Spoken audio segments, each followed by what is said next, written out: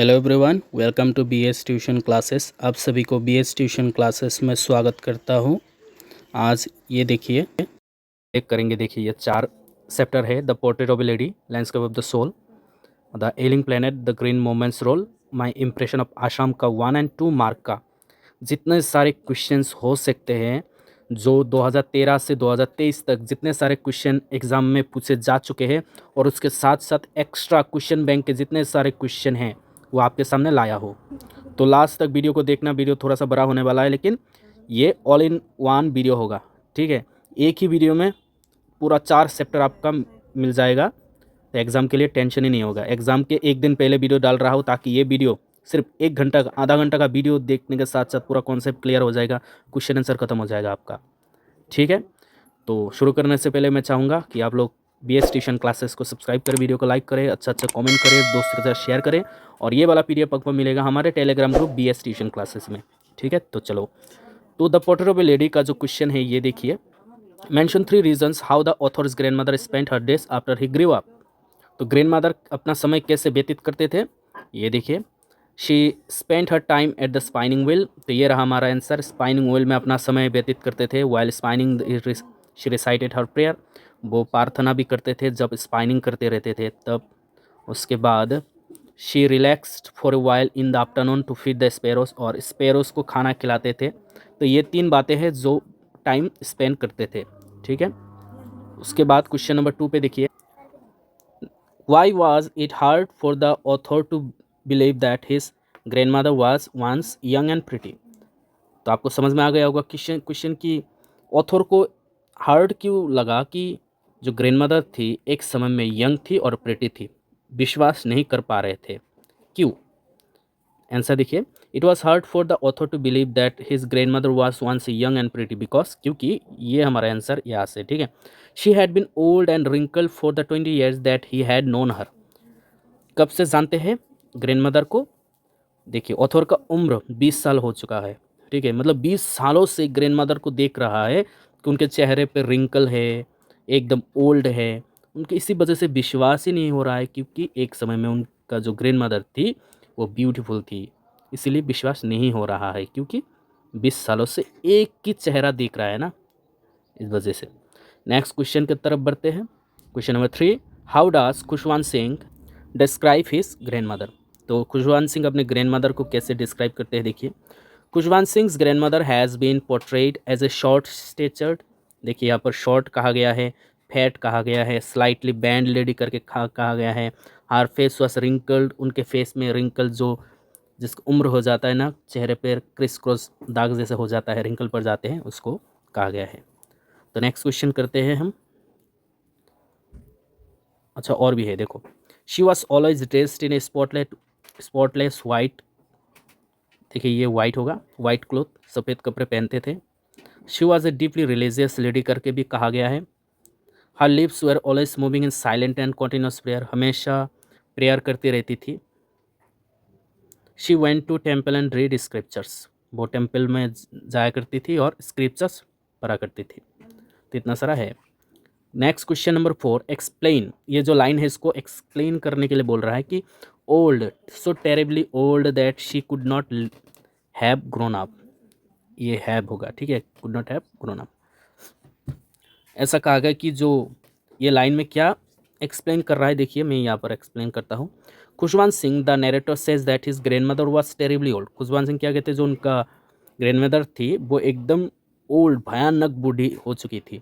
She could not appear young and beautiful. उनको ऐसा लगा ऑथर को कि उनका जो ग्रैंड मदर थी कभी भी ब्यूटीफुल नहीं थी, कभी भी यंग नहीं थी। ठीक है, her face was crisscross wrinkles. उनके चेहरे पे क्रिस क्रॉस दाग थी। She was short, fat, slightly bent, ये सब थे। The very idea of her being young and pretty did not appeal to the mind because from his very childhood the narrator saw his grandmother as an old lady। तो इसीलिए same वो पहला वाला question, ये वाला question थोड़ा सा same to same है इसका आंसर। क्योंकि उनको विश्वास क्यों नहीं था, क्योंकि 20 सालों से एक ही चेहरा देख रहा था ऑथर, इस वजह से।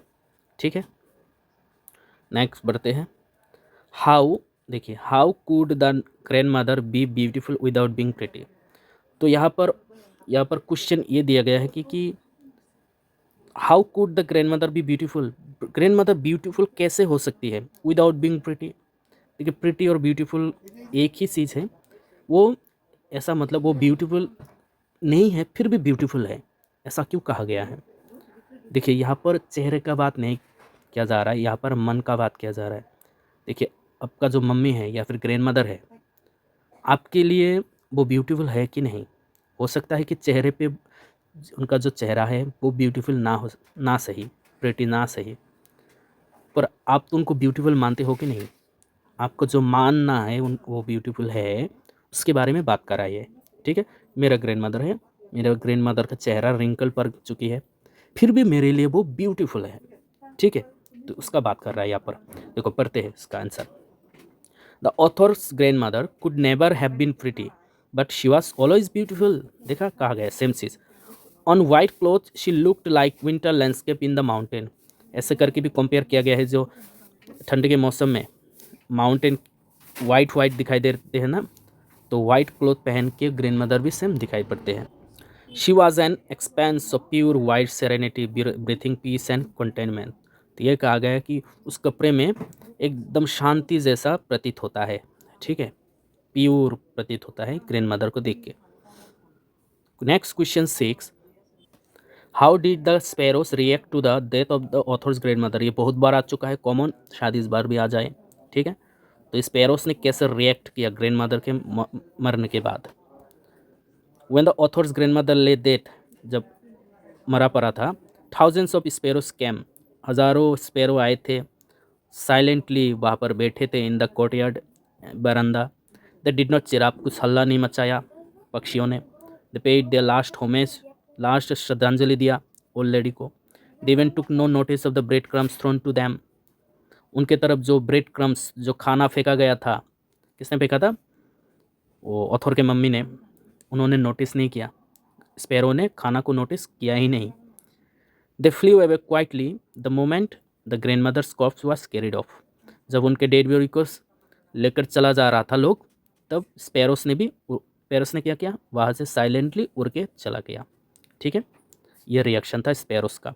Next question number 7, what is the difference between village school. ये बहुत कॉमन क्वेश्चन है, आता रहता है, पहले वाला भी ये वाला भी, ठीक है। तो यहाँ पर बता रहा है कि जो विलेज स्कूल है और अर्बन स्कूल, शहर का जो स्कूल है, इन दोनों में क्या अंतर है लेसन के अनुसार, ठीक है। तो देखो क्या अंतर है। इन the village school only basic education was provided.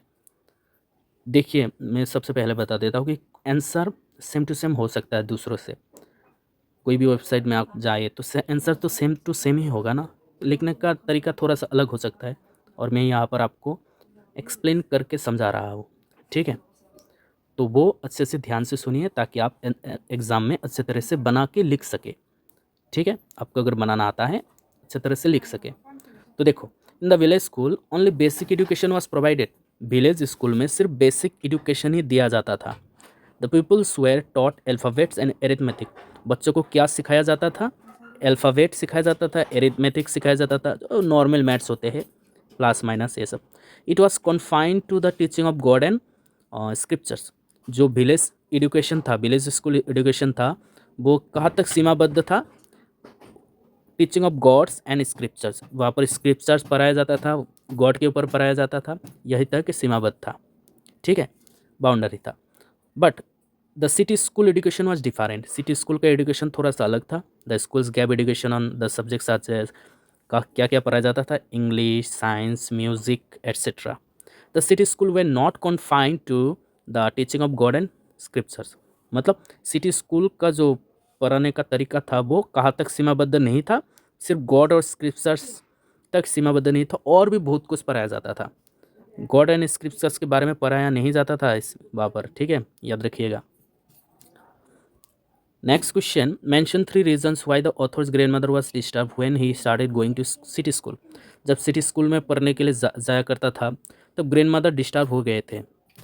3 reason बताइए कैसे कैसे डिस्टर्ब हुए थे। तो देखो, ये रहा 1, ये रहा 2 और ये रहा 3, ठीक है। तो पढ़ के सुनाता हूँ। She was not in favour of western science and learning. तो ग्रैंड मदर को वेस्टर्न साइंस एंड लर्निंग का इंटरेस्ट नहीं था, इसके फेवर में नहीं थे। और सिटी स्कूल में वेस्टर्न साइंस एंड लर्निंग ही सिखाया जाता था, ठीक है। She was distress that there was not teaching about God and scriptures, और ये भी उनको मन खराब हुआ जब वो सुनी कि जो सिटी स्कूल में गॉड एंड स्क्रिप्चर्स के बारे में नहीं पढ़ाया जाता था, ठीक है। मन उदास हो गया। 3 number, she didn't like the lessons in music, उनको म्यूज़िक लेसन पसंद नहीं था। क्यों? To her music had lewd association, it was the monopoly of harlots and beggars and not meant for gentlefolk. उनके हिसाब से जो म्यूज़िक होते थे, ये किसका बिजनेस होता था? म्यूज़िक जो भिक्षु होते थे, भिखारी या फिर हार्लोट्स, ठीक है, उनका बिजनेस होते थे, ठीक है।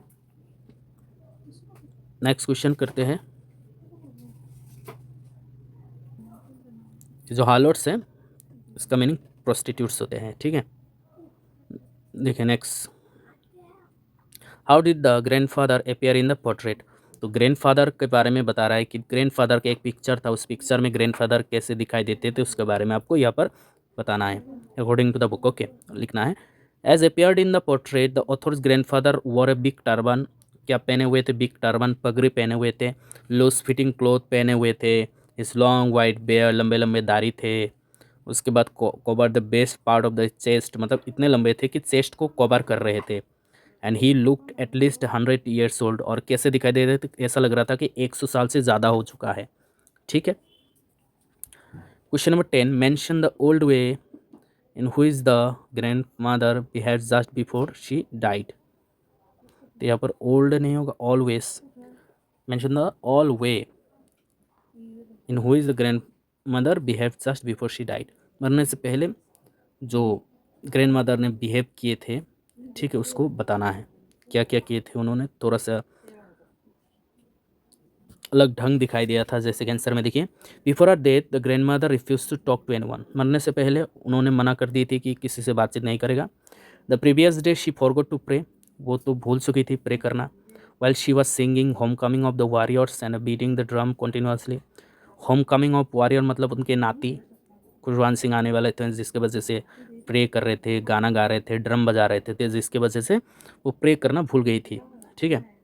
She ignored even after she was requested to stop, सभी लोग उनको मना कर रही थी कि मत बजाओ, आपका शरीर अच्छा नहीं है, फिर भी लोगों के रिक्वेस्ट को नहीं माना, इग्नोर कर दिया। शी ले peacefully in her bed next day praying and telling the bits, और नेक्स्ट डे क्या हुआ? वो पीसफुली बेड पे पड़े रहे, नेक्स्ट डे प्रार्थना करती रही और बीट्स जो है माला जपती रही, ठीक है। तो ये था मरने से पहले कुछ हरकत उन्होंने की। Next question is, that was a turning point in our friendship, बहुत इंपॉर्टेंट क्वेश्चन है ये। That was a turning point in our friendship, what was the turning point, वो टर्निंग पॉइंट क्या थे?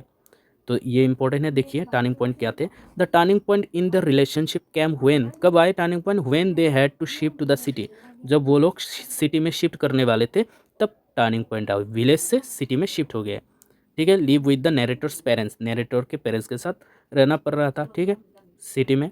Now the author went to English school, author को English school जाना था। इन the city bye बस से जाना था। The grand mother could no longer accompany him to the school, grandmother जा नहीं पा रही थी स्कूल उनको ड्रॉप करने के लिए, क्योंकि उनको मोटर बस से जाना पड़ रहा था, ठीक है। और विलेज स्कूल में पैदल चले जाते थे, मंदिर में वो स्क्रिप्चर्स वगैरह पढ़ रही थी और उधर किताबें पढ़ रहे थे बच्चा, लेकिन सिटी स्कूल में टोटली उल्टा हो गया। तो दोनों में एक टर्निंग पॉइंट्स आ गया, ठीक है। नेक्स्ट क्वेश्चन की तरफ बढ़ते हैं।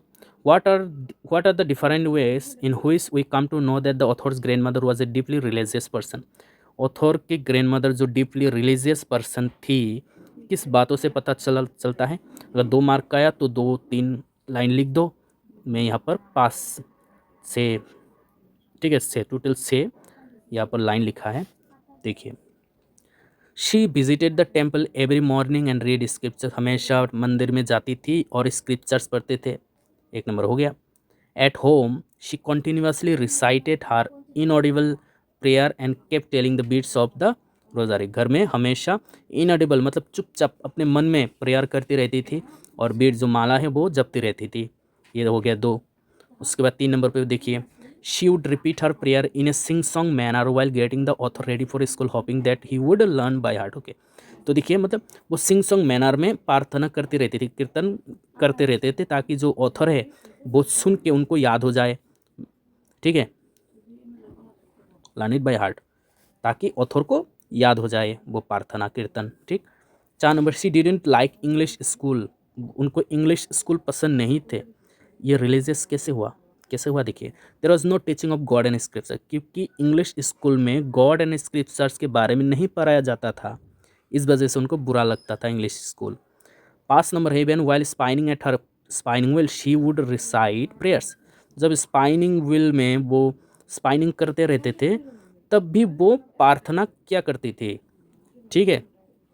6 number, she continue praying and telling beads of rosary till her last breath, last सांस तक वो प्रार्थना करती रही, माला जपती रही, ठीक है। तो नेक्स्ट करते हैं, देखिए, give two examples of the authors grandmother's love for animals, author के ग्रैंडमदर को एनिमल के प्रति प्यार थी, वो 2 बातें आप हमें बताइए, वो 2 बातें क्या क्या है, कैसे पता चलता है, देखिए। Firstly she fed the street होगा यहाँ पर, ठीक है, स्ट्रीट रास्ता, ठीक है, स्ट्रीट डॉग्स ऑन हार way back home from the village school, तो विलेज स्कूल से वो घर वापस आते थे तो रास्ते के जो कुत्ते थे उनको क्या खिलाते थे, चपाती खिलाते थे, रोटी, ठीक है। Secondly, in the city she spend some time every day feeding the sparrows on the verandah, तो सिटी में जब शिफ्ट हो गए थे तो बरंदा में बैठ के वो स्पैरोस को खाना खिलाया करते थे, गांव में डॉग को और विलेज में सिटी में स्पैरोस को, ठीक है, ये 2। नेक्स्ट की तरफ बढ़ते हैं, अब छोटा छोटा क्वेश्चन होगा 1-1 मार्क का। 40 नंबर है, with home did the narrator spend his childhood in the village, village में बचपन में नरेटर किसके साथ समय बिताते थे, किसके साथ रहते थे, वो है ग्रैंड मदर, ठीक है। And 15, where did the narrator study when he was in the village, जब विलेज में थे तब नरेटर कहाँ पर स्टडी करते थे, विलेज स्कूल में, ठीक है। A village school which was attached to the temple, temple से अटैच करके एक स्कूल था, वहाँ पर पढ़ते थे। नेक्स्ट है 16 number, who accompanied the author to the school in the village, village school में ऑथर के साथ कौन जाया करता था, उनके ग्रैंड मदर, ठीक है। Question number 17, who taught the children in the village school, village school में कौन पढ़ाते थे, द प्रेस्ट, जो ब्राह्मण रहते थे, पंडित जी पढ़ाते थे, ठीक है। Question number 18, what was taught in the village school, village school में क्या पढ़ाते थे, ऑलरेडी डिस्कस हो चुका है ये, फिर भी यहाँ पर बता देता हूँ। The village school provided only basic education देते थे, दे वे टॉट, दे मतलब स्टूडेंट्स, ठीक है, स्टूडेंट्स को क्या सिखाया जाता था, alphabets, arithmetic, it was confined to the teaching of God and scripture, सिर्फ गॉड एंड स्क्रिप्चर्स तक ही सीमाबद्ध थे, ठीक है, इसके ऊपर नहीं पढ़ाते थे। Question number 19, how did the author go to school in the city, city में स्कूल में कैसे जाते थे, मोटर बस से जाते थे, ठीक है। उसके बाद question number 20, which creatures created a veritable bedlam of chirruping, कौन से वो क्रिएचर थे जो चिल्ला चिल्ला कर एक पागला गरद बना देते थे, पागला खाना बना देते थे, वो है स्पैरोस। ऐसा लगता था कि एक पागल खाने आ चुका हो, कौन बनाते थे ऐसा हालत, स्पैरोस बनाते थे ऐसा हालत। 21 number question, where did the narrator go for pursuing further studies पढ़ने के लिए कहाँ पर गए थे, एब्रॉड, ठीक है। उसके बाद question number 22, which creatures came to mourn the death of the grand mother के मौत के बाद शोक मनाने के लिए कौन आए थे, स्पैरोस आए थे, ठीक है। और अब नेक्स्ट चैप्टर है लैंडस्केप ऑफ द सोल के, देखिए ऑथर ऑफ द स्टोरी का ऑथर कौन है, नेथली ट्रोवा रॉय है। और क्वेश्चन नंबर 2 देखिए, what did the emperor Xuanzong commission Wu Daozi to do, emperor ने वुडाउजी को क्या करने के लिए बोले थे, तो देखिए यहाँ पर the emperor Xuanzong commissioned Wu Daozi to paint करने के लिए बोले थे, landscape to the decorate the palace wall, palace का जो वॉल है वहाँ पर डेकोरेट करने के लिए बोले थे, ठीक है। देखिए क्वेश्चन नंबर 3 इंपॉर्टेंट है, how has Nek Chand receive international recognition, Nek Chand ने इंटरनेशनल परिचय उनको कैसे मिला, तो देखिए Nek Chand has stood as the most outstanding example of art brut और आउटसाइडर आर्ट, तो उनको किस वजह से मिला, आर्ट ब्रूट और आउटसाइडर आर्ट के लिए उनको पहचाना जाते हैं। He created a paradise in the form of rock garden in Chandigarh. उन्होंने चंडीगढ़ में एक रॉक गार्डन बनाया था जिसे स्वर्ग के रूप माना जाता है। The Swiss commission of UNESCO, देखिए यूनेस्को के स्विस कमीशन ने और उनके साथ साथ जैसे कि the government of Italy, France, Belgium, Switzerland, ओनाडिम, तो उनको सम्मान दिया, इतने देशों ने मिलकर सम्मान दिया इस रॉक गार्डन की वजह से। और उस रॉक गार्डन कैसे बनाया गया? Realism, next Chand and interactive show was held at all leading museums of Europe. 3 देशों ने उनको सम्मान दिया, इस वजह से रिकॉग्निशन मिला। और ये जो रॉक गार्डन था, उन्होंने जैसे वेस्टेज होते हैं ना, कुछ प्लास्टिक्स वगैरह, रॉक वगैरह, वेस्ट मटेरियल से वो गार्डन बनाए थे, ठीक है। और उनके पास फॉर्मल ट्रेनिंग नहीं था, इस वजह से उनको आउटसाइडर आर्ट बोला जाता है। तो देखिए ये क्वेश्चन यहाँ पर रिपीट हुआ है, देखिए what do you understand by the term outsider art and art brute on raw art. अभी बताया ना आपको कि ये आउटसाइडर आर्ट क्या है, आर्ट ब्रूट क्या है, रॉ आर्ट एक ही चीज़ है। आंसर देखिए, ये एक बार बताऊंगा, पूरा ज़िंदगी भर के लिए याद हो जाएगा आपको। देखिए आर्ट ब्रूट और raw art is the art form by the untrained artist. एक आर्टिस्ट है जिनको फॉर्मल ट्रेनिंग नहीं मिला हो, जो कोई भी ट्रेनिंग नहीं लिया हो, फिर भी अच्छे तरह से वो पेन कर पाते, कुछ भी काम कर पाते हैं, ठीक है, उससे हम आर्ट ब्रूट, रॉ आर्ट या फिर आउटसाइडर आर्ट कहते हैं। It is the fastest growing area in contemporary art. It is the art of an untutored genius who has not received any formal training yet show talent and artistic insight। ठीक है, अभी समझाया आपको। Next question है, ये भी बहुत important common question, 2 mark का। What is the concept of Sansui. Sansui का कॉन्सेप्ट क्या है, यहाँ पर छोटा सा लिखा है, देखिए इसका लिटरल मीनिंग क्या है। The literal meaning of Sansui is a landscape. इसका मतलब होता है लैंडस्केप, ठीक है। The word landscape divided can form 2 different word. जैसे कि ये जो सेंसुई है 2 वर्ड से बनता है, एक है सैन, एक है सुई, ठीक है, जिसका मतलब है mountain and water. Mountain water, the mountain is masculine. Mountain क्या है, मैस्कुलिन होते हैं, जिसको हम यंग कहते हैं। Reaching out of the sky, vertically, एकदम सीधा आसमान तक पहुँचते हैं, ठीक है। Whereas the water is feminine, yin, horizontal on land. जो माउंटेन होते हैं वो मैस्कुलिन होते हैं, मतलब मेल होते हैं, और जो वाटर होते हैं जो पृथ्वी पर समान रूप से चलते रहते हैं, ठंड है, वो फेमिनिन है, ठीक है, जिसको हम यन नाम से भी जानते हैं। तो नेक्स्ट क्वेश्चन है, who was Wu Daozi. Wu Daozi कौन थे? Wu Daozi was a famous Chinese painter of 8th century. 8th century के एक चाइनीज पेंटर थे। Question number 7, what do mountain and water represent in shanshui. Shanshui में mountain and water क्या represent करता है, क्या दर्शाता है? सेंसुई मीन्स माउंटेन वाटर, अभी अभी आपको बताया हमने। The mountain represent young, mountain को हम यंग नाम से जानते हैं चाइनीज़ के वर्ड से। While the water represent yen, water को हम इनके भाषा से जानते हैं। यंग इज मैस्कुलिन, यंग जो है वो मैस्कुलिन है, और वार्म एंड राइजेस वर्टिकल। तो अच्छे तरह से समझा देता हूँ, जो यंग है वो मैस्कुलिन है, ठीक है, कूलिंग है, जो गर्म रहता है, ठीक है, जैसे कि लड़का, पुरुष गर्म मिजाज का होता है, उस हिसाब से, जो कि हमेशा वर्टिकल मतलब ऊपर की तरफ उठता है। जितने सारे चीज़ जो ऊपर की तरफ जाता है ना, जैसे हिमालय पर्वत वगैरह ऐसा, ठीक है, वो वर्टिकली जाता है, तो वो क्या है, यंग है, मैस्कुलिन है। और यिन जो कि फेमिनिन है, स्त्रीलिंग है, ठीक है, जो हमेशा कूल रहते हैं, रेस्ट के पोजीशन में रहते हैं, जैसे कि पानी, पानी को कम गंगा भी कहते हैं, औरत के साथ तुलना करते हैं।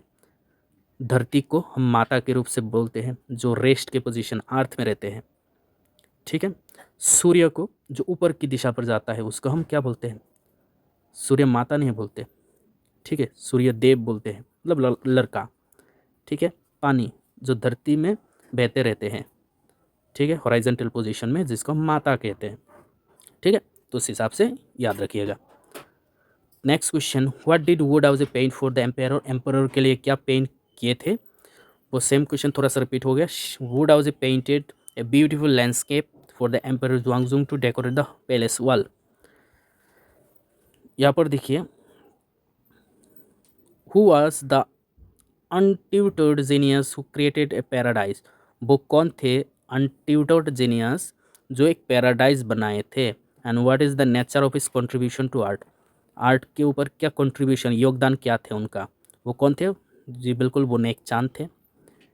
उन्होंने एक रॉक गार्डन बनाए थे, किससे बनाए थे? He cleared small parts of the forest and recycled materials, इन चीज़ों से वो गार्डन बनाए थे। The concept of outside art was fulfilled by Nek, जो आउटसाइड आर्ट थे कॉन्सेप्ट किसके द्वारा दिया गया था, नेक्स्ट चांद के द्वारा, providing with a living example. What is the middle void? Middle void बहुत बार क्वेश्चन आ चुके हैं, क्या है? जो माउंटेन और वाटर के मिलन जहाँ पर होता है, इंटरेक्शन जहाँ पर होता है, ठीक है। The middle void is the third element where interaction between young and yin, young और इन का मुलाकात जहाँ पर होता है, इंटरेक्शन जहाँ पर होता है उस जगह को, ठीक है, वह उसको हम मिडिल वॉइड कहते हैं। What is the place of man in the universe? इस दुनिया में, यूनिवर्स में इंसानों का प्लेस कहाँ पर है? देखिए, man is the medium of communication between both poles of the universe. इस यूनिवर्स के दोनों पोल का जो कम्युनिकेशन है उसका मेन करता कौन है?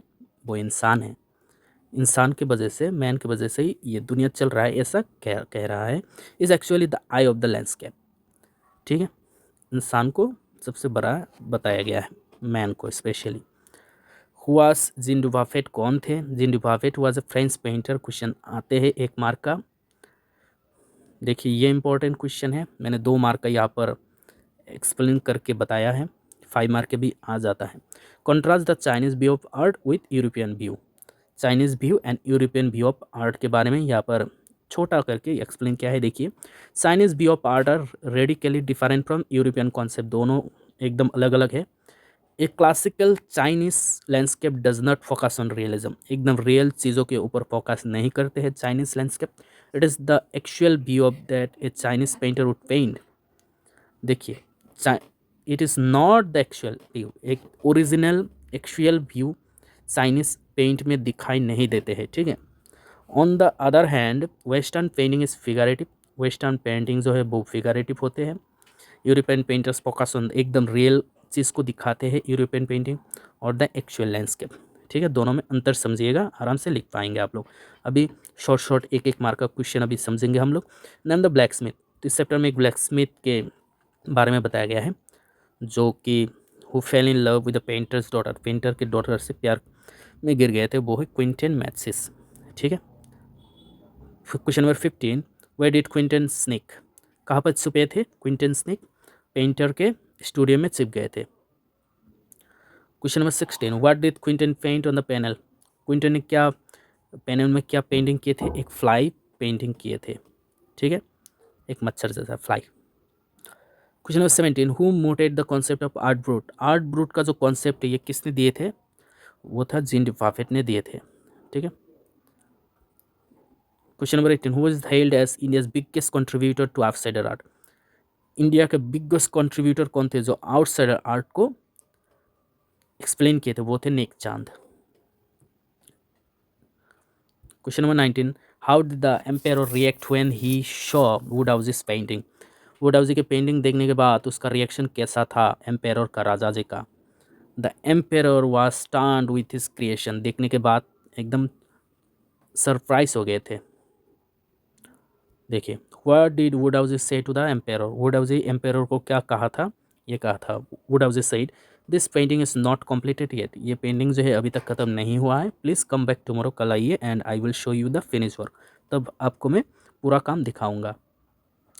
Question number 21, how did Wu Daozi disappeared? Wu Daozi कैसे अदृश्य हो गए थे? He was showing his painting of a beautiful landscape to the emperor, emperor को अपना ब्यूटीफुल पेंटिंग दिखा रहे थे। वॉज ऑल प्रेजेस फॉर, हर एक इंसान इसका तारीफ कर रहे थे, ठीक है। वुडहाउसे ने तब क्या किया? क्लैप किया, अपने हाथों में ताली बजाई before the cab in his painting and it's entrance open. तब क्या हुआ? वहाँ पर एक कैब था, कैब का जो दरवाज़ा होते तो वो खुल गया वॉल में, ठीक है, वॉल में जहाँ पर पेंटिंग किए थे। The painter entered the cab and disappeared along with the cab and painting, leaving an astonished emperor speechless। और वहाँ पर जो गुफा खुला दरवाज़ा, उस गुफा से वुडहाउसे अंदर गया और वहाँ से जो गुफा था वो गायब हो गया, पेंटिंग जो है वो गायब हो गया। तो यही है आश्चर्यचकित कुछ बातें जिसको देख के जो एम्पायर जो था वो स्पीचलेस हो गया था, ठीक है। अभी हमारा नेक्स्ट है द एलिंग प्लैनेट से कुछ क्वेश्चन। फर्स्ट क्वेश्चन है ऑथर कौन है, ऑथर है नैनी पैलकीवाला। और नेक्स्ट क्वेश्चन है हमारा what is the green movement and what arts is aim. Green movement role क्या है और इसका एम क्या है। देखिए tree green movement roles is a movement that makes people aware of the importance of nature. एक ऐसा मूवमेंट है जो लोगों को जागरूक करता है कि नेचर की इम्पोर्टेंस के बारे में, नेचर क्यों जरूरी है उसके बारे में लोगों को जागरूक करता है।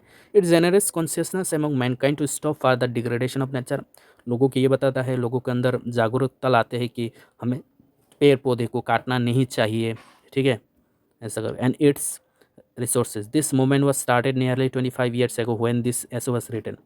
ये मूवमेंट कब हुआ था, जब ऐसे को लिखा गया था, तब से 25 साल पहले, दैट मीन्स 1972 ऐसे नियर अबाउट, ठीक है। और इसका एम क्या है, this green movement's aim at creating a holistic and ecological view of the world. मतलब लोगों के बीच में ऐसे जागरूकता लाना कि सिर्फ एक चीज़ पर आप ध्यान मत दो, पूरा दुनिया आपका है। ये दुनिया जो है पूरा दुनिया ही आपका है, सिर्फ आपके घर में ध्यान मत लो, पूरा दुनिया में ध्यान दो आप, ठीक है, ऐसे होलिस्टिक देखो आप। Next question is how are the earth's principal biological system being depleted. जो हमारा प्रिंसिपल बायोलॉजिकल सिस्टम है वो कैसे खराब हो रहा है डे बाय डे। क्या क्या है प्रिंसिपल बायोलॉजिकल सिस्टम, वो है जैसे कि fisheries, forest, grassland and cropland. ये चारों चीज़ें कैसे खराब होते जा रहे हैं। देखिए Mister Lester Brown has pointed out 4 principal biological system. तो 4 प्रिंसिपल बायोलॉजिकल सिस्टम के बारे में कौन बताया है, मिस्टर लेजर ब्राउन ने बताया है। क्या बताया है, देखिए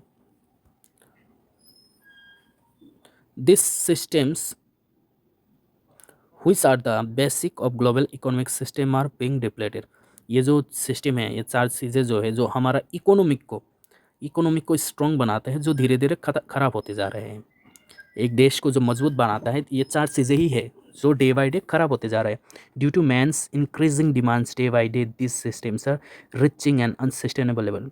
लोगों का जो डिमांड है ना, किसी भी चीज़ का डिमांड, मछली का डिमांड, मछली खाता है ज़्यादा, ठीक है, फल फूल का जो डिमांड बढ़ रहा है, जिसके वजह से ये सारी चीज़ें अनसस्टेनेबल लेवल पर जा चुका है, ख़त्म होते जा रहे हैं।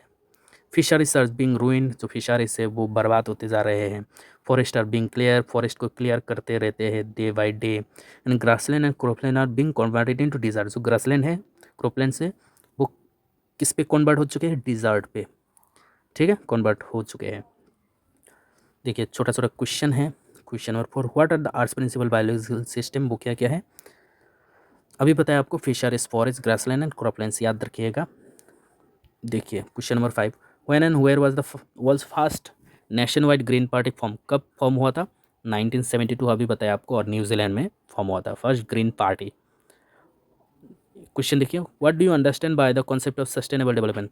क्वेश्चन बड़ा लग रहा है लेकिन क्वेश्चन क्या है, व्हाट इज सस्टेनेबल डेवलपमेंट, यही क्वेश्चन। सिर्फ बताया कि explain in the ailing planet में जिस हिसाब से एक्सप्लेन किया गया है उस हिसाब से एक्सप्लेन करो आप, ठीक है।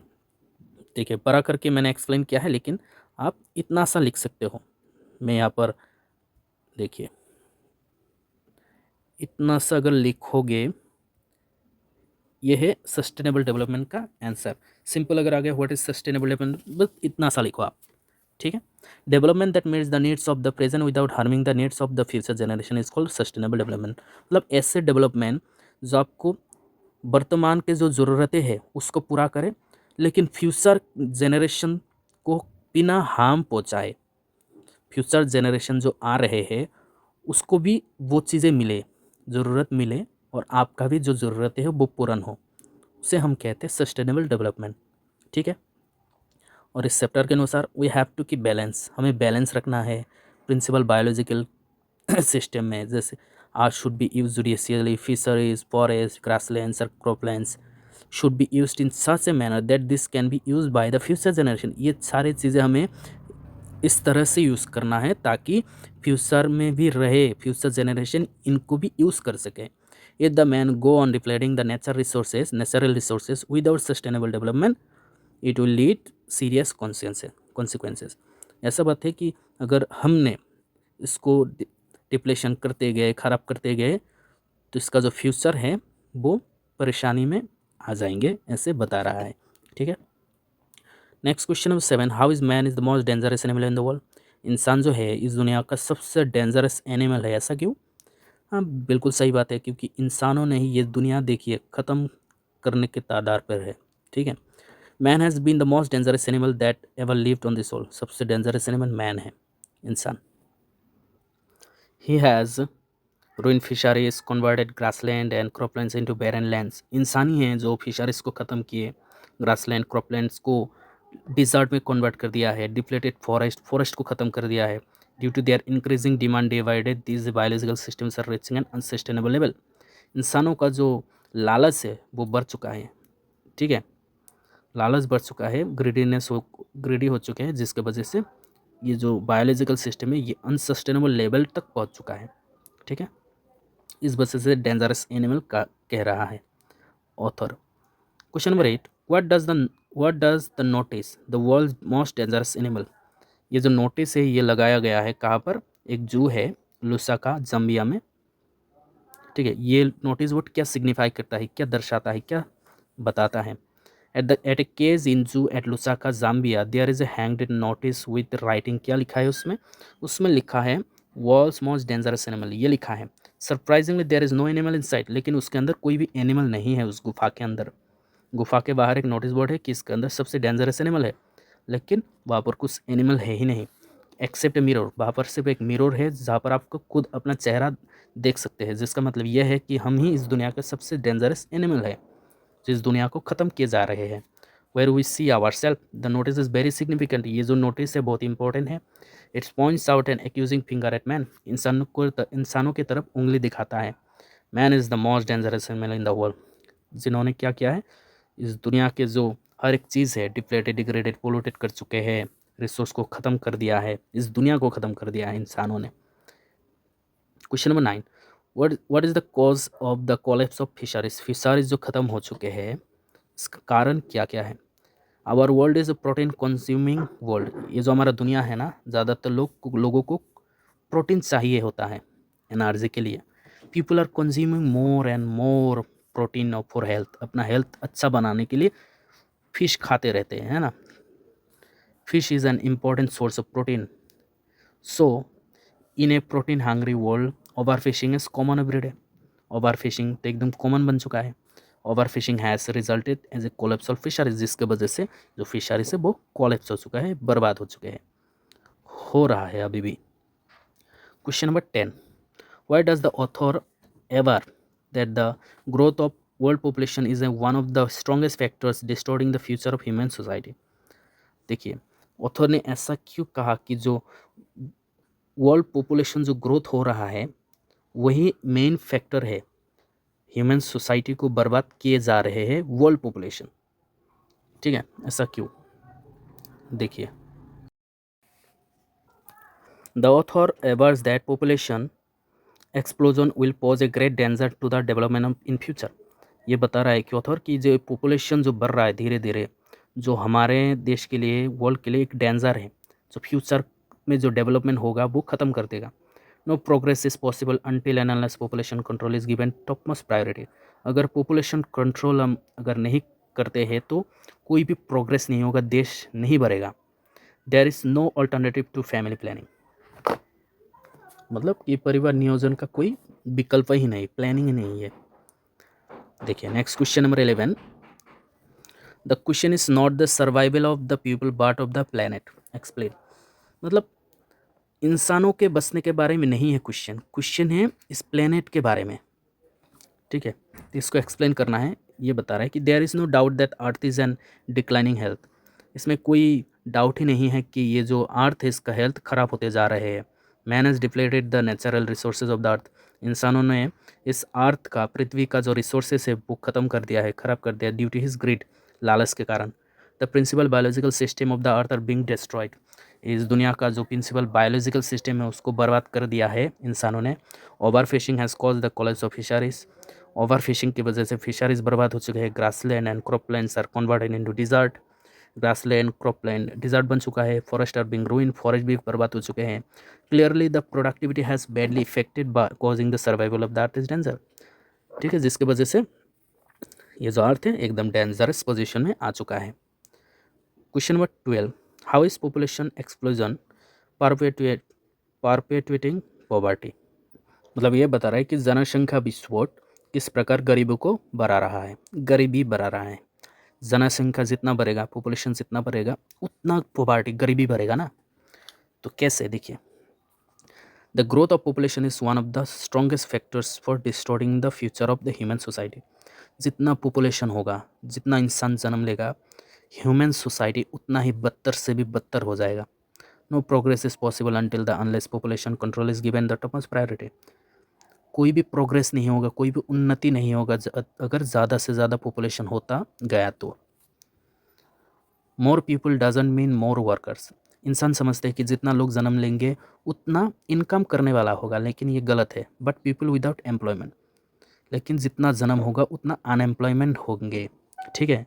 Production does not increase due to overpopulation. Production तो बढ़ेगा नहीं, जितना प्रोडक्शन होगा उतना ही रहेगा।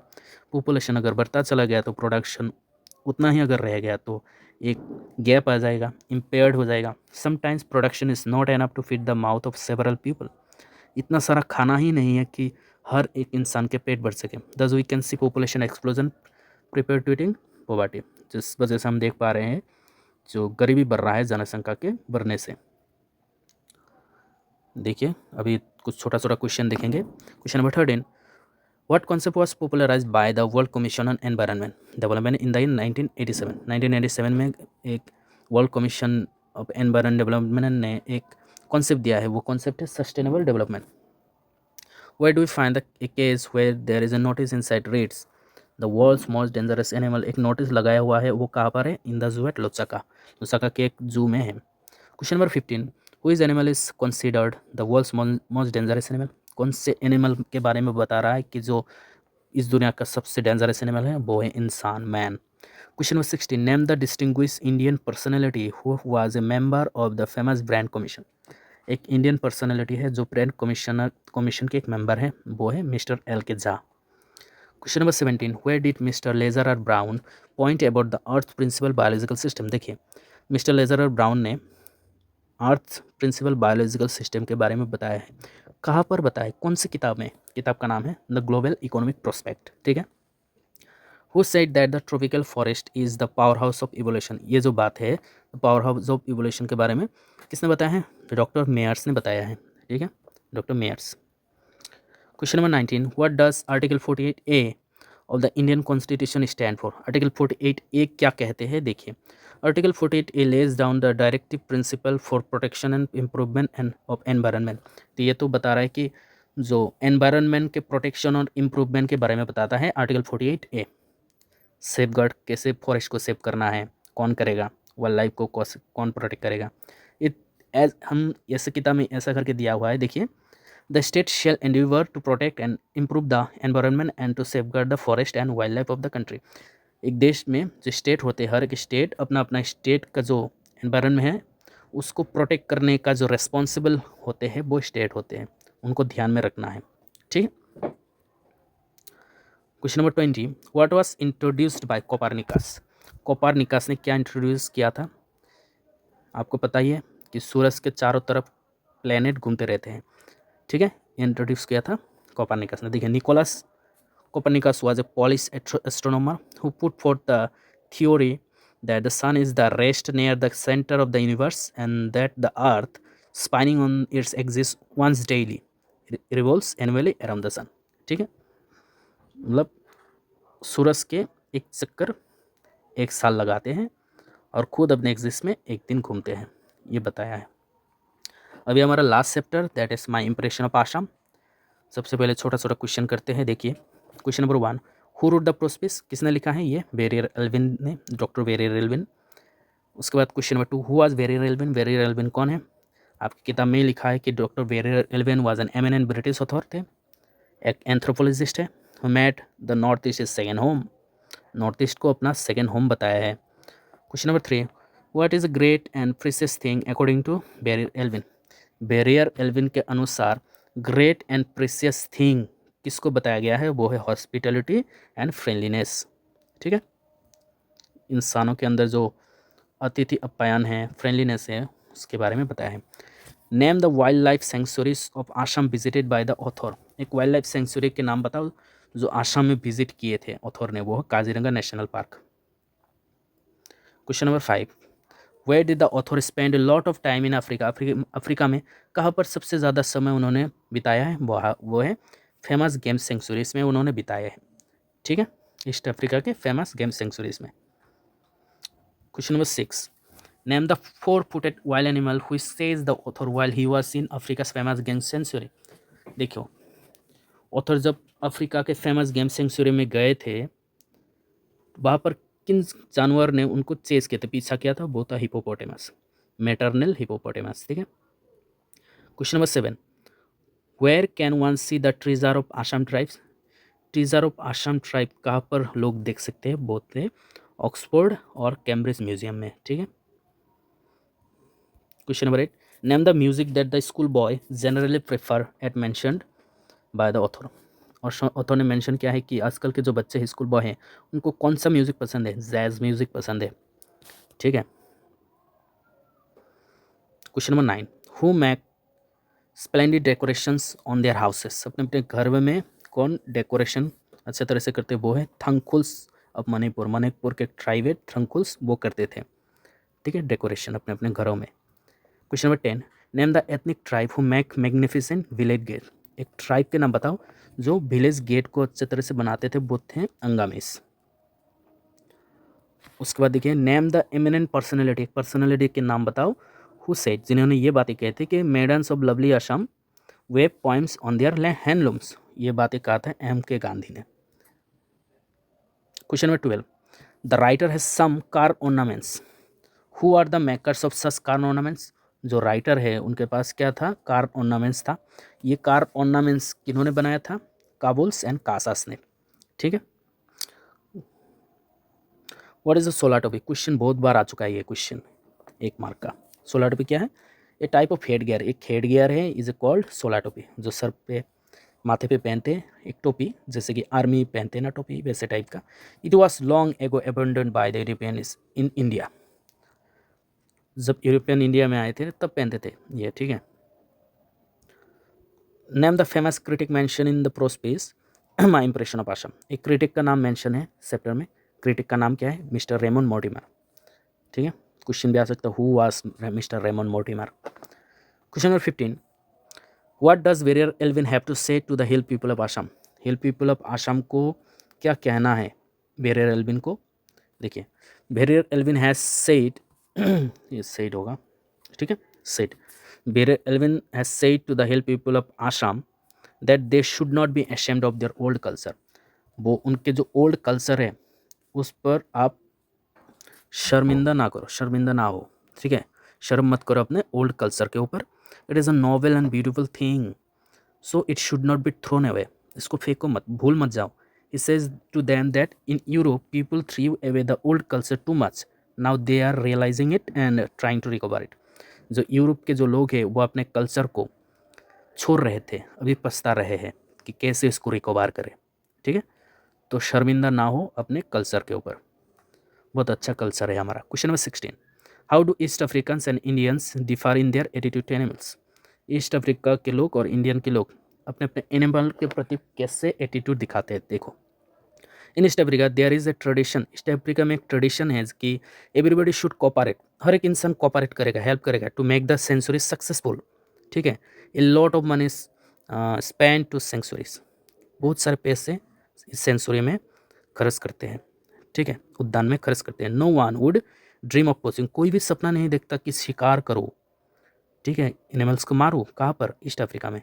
एज ए रिजल्ट वन में have wonderful experience as in a brief drive in his car he can see hundred of giraffes, zebras, ostriches, wild elephants, lions.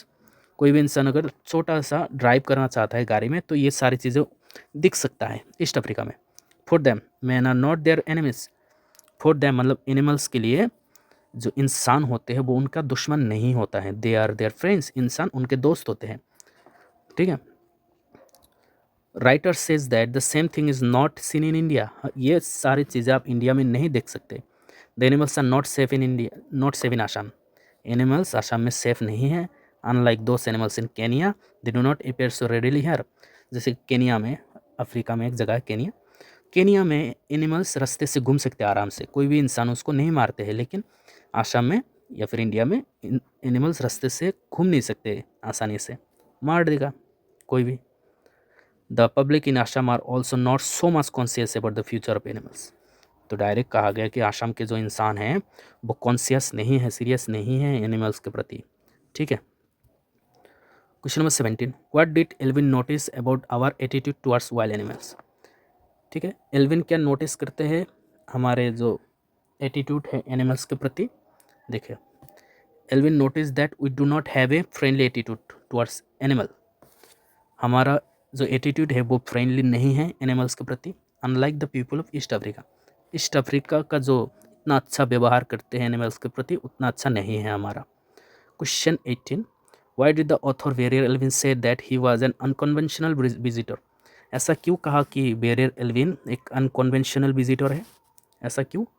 देखिए, the author Verrier Elwin said that he was an unconventional visitor as he spent about 4 months in Assam.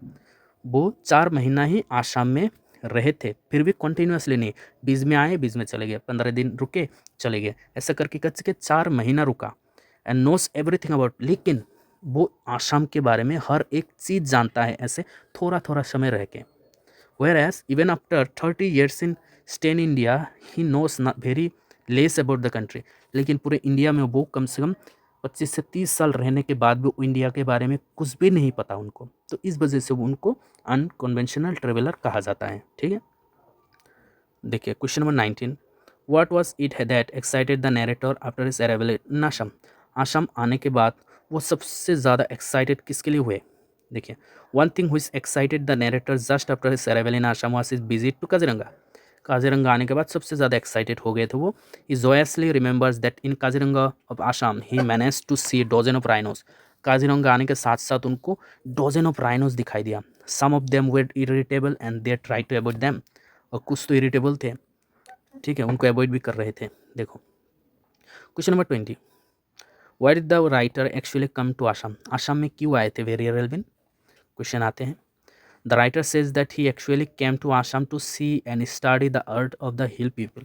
वो इस वजह से आए थे, वो आसाम को देखने के लिए आए थे और स्टडी करने के लिए आए थे आसाम के हिल पीपल का जो आर्ट है उसको। This hill people have a real treasure of art. उनका असली खजाना कहाँ पर है? इस जगह पर है, आसाम में है, हिल एरिया में है। There is also great treasure of folk tales and myths in the hill of Assam. यहाँ पर क्या खजाना है? हमारा जो फोक टेल्स है ये हमारा खजाना है, जो मिथ है वो हमारा खजाना है, ये बताया गया है। ठीक है, जिसके वजह से जिसको सुनने के लिए, जिसको पढ़ने के लिए वो आए थे यहाँ पर। क्वेश्चन नंबर 21, उसके पहले मैं चाहूँगा कि आप लोग BS ट्यूशन क्लासेस को सब्सक्राइब कर लें, वीडियो को लाइक कर लें, और ये वाला टेलीग्राम ग्रुप में मिल जाएगा PDF। ठीक है। और दूसरा वीडियो रिसेंटली स्नैपशॉट का जो 2 चैप्टर है रिसेंटली, इसके बाद 12 घंटे के बाद फिर से छोड़ूंगा, आप लोग देख लीजिएगा। ठीक। Question number 21, what according to the writer are the various forms of art. तो राइटर के हिसाब से क्या क्या आर्ट फॉर्म के बारे में चैप्टर में एक्सप्लेन किया गया है। देखिए, according to the writer, art is a big and large word. जो आर्ट है ना, एक बहुत बड़ा शब्द है। कुछ इंक्लूड, क्या क्या इंक्लूड होते हैं, जैसे कि art has various forms, art of works है, क्या क्या है, art of works, art of music, art of plastic, art of graphic art, तो इसके बारे में बताया गया। ठीक है। Question number 22, what are the things that attract the writer much. क्या क्या चीज़ें हैं जो राइटर को अट्रैक्ट किया आसाम में। देखिए, the writer has been attracted by the beauty of Assam. Assam की जो ब्यूटी है उसकी वजह से अट्रैक्ट हुए। He has been intoxicated with the delight of the natural beauty. Assam के नेचुरल ब्यूटी को देख के वो मुग्ध हो गए। The grace and the charm of the people. Assam के लोगों को देख के वो उनको अच्छा फील हुआ। He is impressed by the human relationship between the people of Assam. Assam के लोगों के बीच में जो इतना अच्छा रिलेशन है उनको देख के उनको अच्छा लगा। He confesses that he has never seen anywhere in this world such type of courtesy and friendliness among the ordinary people as that of Assam। उन्होंने ये भी कहा कि इतना अच्छा जो हॉस्पिटलिटी है, फ्रेंडलीनेस है लोगों के बीच में, ये सारी चीज़ें वो कहीं भी नहीं देखा है इस दुनिया में आसाम के सिवाय। ठीक। Next question 23, what does the writer say about the art of Assam. Assam के आर्ट के बारे में क्या बताया है? The writer says that the Assamese people have a real treasure of art. उन्होंने बताया कि आसाम के लोगों में क्या है, एक रियल ट्रेजर है, रियल खजाना है आर्ट के। It is a matter of surprise that there is no proper museum in Guwahati और शिलोंग। उन्होंने बताया कि आसाम में, शिलोंग में, गुवाहाटी में एक अच्छा म्यूजियम नहीं है, लेकिन लोगों के पास इतना सारा अच्छा खजाना है, आर्ट, कला है लोगों के बीच में। It is shameful that more treasure of the Assam tribes are preserved in Oxford and Cambridge than in Assam. उन्होंने ये बताया कि ये तो शर्म की बात है कि आसाम का जो कला है ये आप गुवाहाटी में भी नहीं मिल सकता, शिलोंग में भी नहीं है, लेकिन आप ये सारी चीज़ें कहाँ पर देख सकते हो, आसाम के टाइप के बारे में जान सकते हो, ऑक्सफोर्ड में या फिर कैम्ब्रिज में मिल जाएगा, ऐसा बोल रहा है। क्वेश्चन नंबर 24, ये हमारा लास्ट क्वेश्चन होगा। देखिए, what opinion was provided by Mister Raymond Mortimer about Assam. Assam के बारे में क्या बताया मिस्टर रेमन मोर्टिमर ने। How does Elwin defend the Assamese people, और एल्विन ने कैसे डिफेंड किया एसामीज पीपल को मोर्टिमर की बात सुन के। देखिए, Mister Raymond Mortimer spoke of the bad taste that he had found in Assam. Mister Raymond Mortimer ने कहा कि आसाम में उनको एक बैड टेस्ट मिला, अच्छा नहीं लगा आसाम को देख के। He was surprise that such a beautiful people could be so fond of अगली थिंग्स। उन्होंने बताया कि इतना अच्छा आसाम के लोग इतना अच्छा है, लेकिन उनका जो टेस्ट इतना बुरा क्यों है, वो क्यों यूरोपियन कल्चर फॉलो करते हैं, ठीक है, उनका टेस्ट इतना ख़राब क्यों है, खुद का क्यों नहीं इस्तेमाल करते हैं, हर एक चीज़ दूसरे दुनिया के ऊपर क्यों निर्भर है, ऐसा बताया गया है। लेकिन एल्विन ने क्या इसमें क्या जवाब दिया। Elwin says that where we must admit that there was something in what he said. In too many Indian homes, there is ugly furniture, ugly clothes, and ugly pictures. But if Mr. Mortimer had gone to our hill villages, he would not be able to say in this way. ये कहा कि उन्होंने ये तो बता दिया कि हाँ, अगली फर्नीचर यूज़ करते हैं, अगले क्लोथ यूज़ करते हैं, अगले पिक्चर यूज़ करते हैं, फॉरेन कल्चर यूज़ करते हैं, लेकिन अगर वो आसाम के हिल एरिया में अगर जाते ना, उनको दिखाई देता कि कितना अच्छा है ये आपका जगह। शायद वो आसाम के हिल एरिया में नहीं आए हैं, इस वजह से उनको नहीं पता आसाम के बारे में अच्छे तरह से, वो ऊपर ऊपर से देख के बात कर रहा था रेमन मोर्टिमर। ठीक है, तो बस इतना सा ही है, अच्छे तरह से पढ़िए। All the best for your exam, और हमारे चैनल को सब्सक्राइब करके जाना। Thank you so much.